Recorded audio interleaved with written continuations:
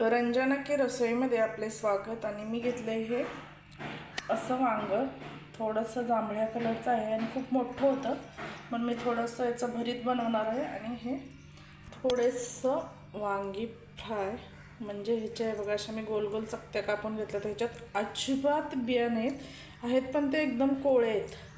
तर ह्याला असं भरपूर पाणी घालून काय करायचं, भिजत ठेवायचं आणि त्याच्यामध्ये मीठ घालायचं। मीठ लावून असं सगळ्या चकत्या व्यवस्थित ठेवायच्या। हे बघा एवढ्या पातळ केल्यात मी, खूप दिसायला मोठी दिसतात ही वांगी, पण एकदम कोळी आहेत। आता ह्याला एक 5 मिनिटं असं भिजत ठेवायचं, बाकीची तयारी करून घ्यायची आणि फ्राय करून घेऊ आपण।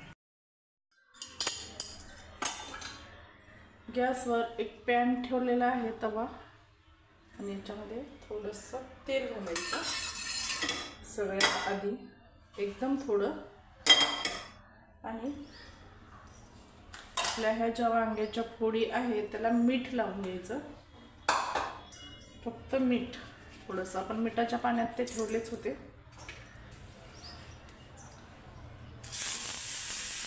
गॅस बारीकच करायचा।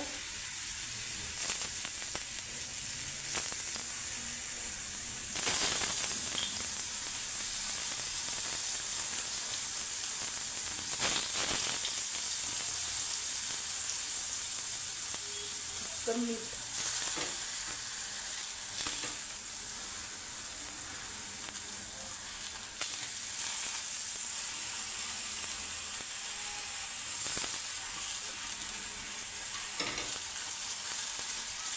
चपाती चमचा घ्यायचा परतवण्यासाठी।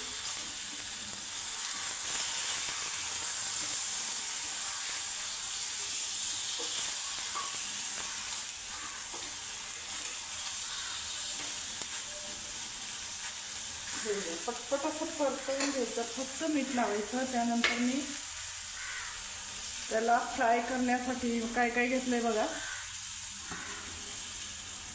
थोडंसं सुकं खोबरं घेतलंय, शेंगदाण्याचा कूट, जिरा पावडर, धना पावडर, आणि हा लाल कोल्हापुरी मसाला, हळद, मीठ आणि थोडासा हिंग घेतलाय मी।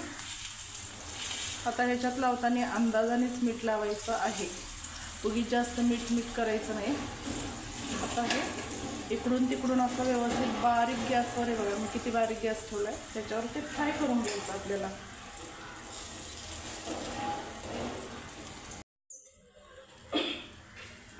हे बघा, ही कोळी वांगी असल्यामुळे अशी पटकन भाजली जातात, एक 5 मिनिटं पण नाही लागत, फक्त गॅस मिडियम ठेवायचा।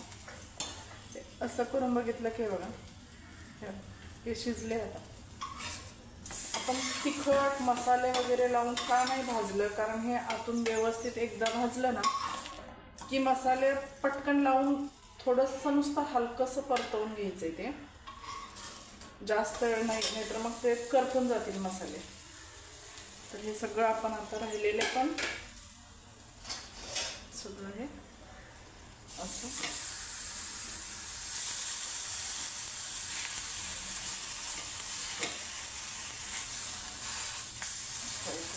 थोडंसं तेल सोडायचं त्याच्यावर। हे बघा असं हे सगळं भाजून घ्यायचं, फक्त मी मीठच लावले। आणि मी आता हा मसाला एकत्र करून घेणार, असा मिक्स करून घ्यायचं। त्याच्यामध्ये धना पावडर, जिरा पावडर, कोल्हापुरी मसाला, शेंगदाण्याचं कूट आणि थोडंसं खोबरे, अगदी बघा हे 2 चमचे पण नाही आहे मसाला, हे म्हणजे सगळं मिश्रण अगदी हलकंसं लावून घ्यायचं असं।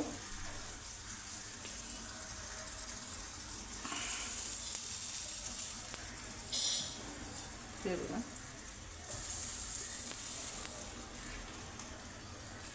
कारण ते ऑलरेडी आता भाजलेत, आपली सगळी वांगी चांगल्या प्रकारे भाजून म्हणजे खाण्यायोग्यच तयार आहेत ती। तर हे असं पटपट ती तयार होईपर्यंत, म्हणजे आपलं कसं स्वयंपाक पटकन उरकतो। सबस्क्राईब केलं नसेल तर नक्की करा, कमेंट पण करा जरा। हे बघा हा काय प्रकार, एकदा नक्की करून बघा तुम्ही।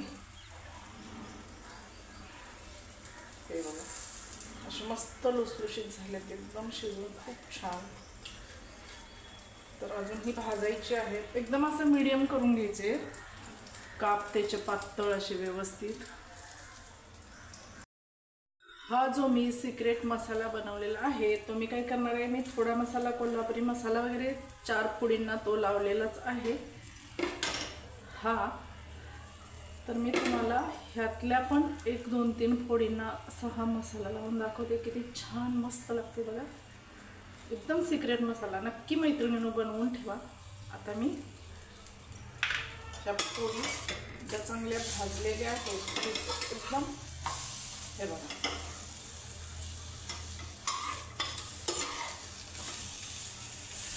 तुम्ही जर असा हा पदार्थ पाहुण्यांना वगैरे बनवून घातला व्हेजिटेरियनवाल्यांना तर ते इतके खुश होतील ना, त्यांना कळणार पण नाही नक्की हे काय बनवलंय. खरंच हे बघा शिजून तयार आहे. तर आपण काय करू, हा आपला मस्त आधी काढून घेऊया.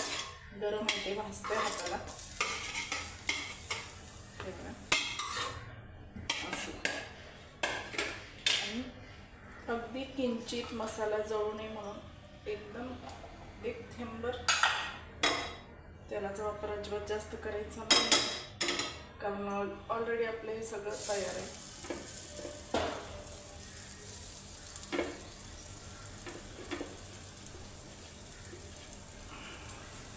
असं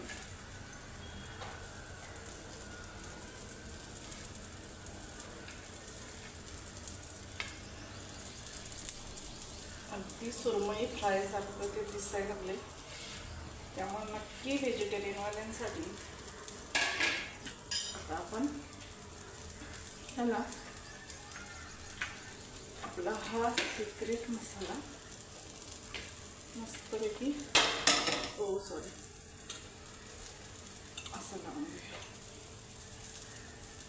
काहीच करायचं नाही आहे, फक्त असा एका साईडने फक्त. ऑलरेडी आपलं हे फ्राय तयार आहे. अगदी थोडं थोडं लावायचं म्हणजे आपल्याला याची चव कशी आहे ते समजेल. हे बघा, कारण हे झणझणी झाले ना तिखट, त्यामुळं जास्त नाही लावायचं. हे बघा हा सिक्रेट मसाला आणि हे म्हणजे एका मसाल्यापासून आपण अनेक पदार्थ बनवू शकतो. तुम्ही नक्की बनवून ठेवा. आता हे दुसऱ्या बाजूने परतवून घ्यायचं, कारण हे शेंगदाण्याचं कूट भाजलेलं आहे आधीच. भाजलेलं शेंगदाण्याचं कूट आहे, खोबरं पण भाजलेलं आहे ना, म्हणून ह्याला जास्त करपवायचं नाही आहे आपल्याला. आता ते लगेच 1 मिनिटात आपण काढून घ्यायचं आहे.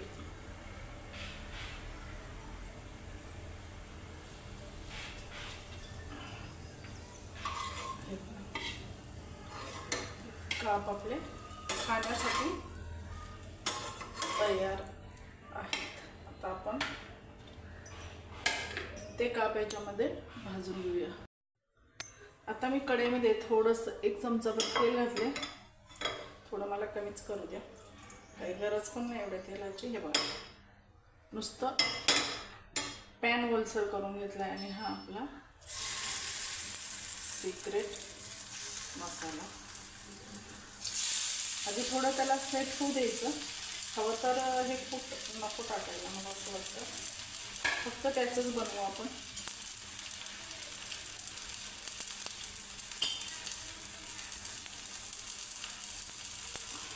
बरं इतकं छान दिसतंय ना ते.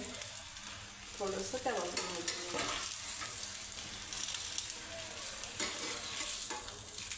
आपण तो सिक्रेट मसाला ना एकाच बाजूला लावलेला आहे, दोन्हीकडे लावलेला नाही आहे.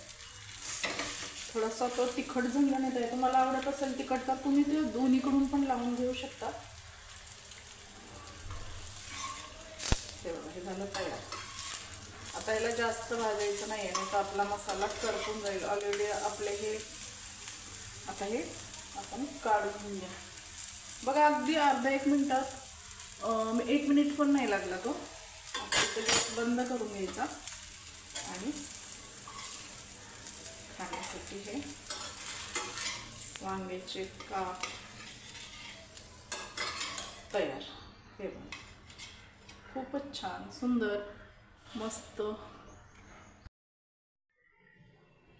हे तयार झाले आपले वांग्याचे काप. तर तुम्ही मैत्रिणींनो नक्की बनवा आणि मलाही सांगा कसे बनले ते. आणि जरा रंजना की रसोई चॅनलला शेअर करा, सबस्क्राईब करा आणि कमेंट करा.